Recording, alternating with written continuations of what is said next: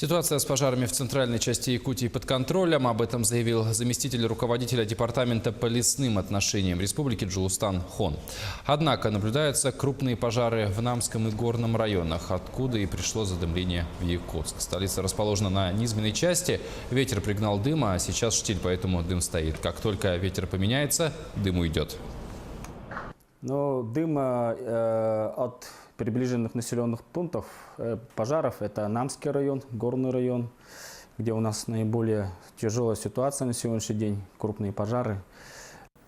Угроза населенным пунктам по всей территории республики отсутствует.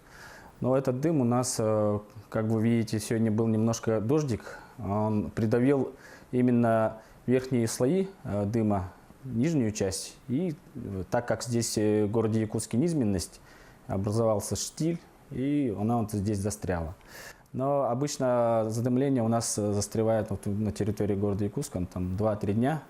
Как подует ветер, соответственно, он отсюда уйдет.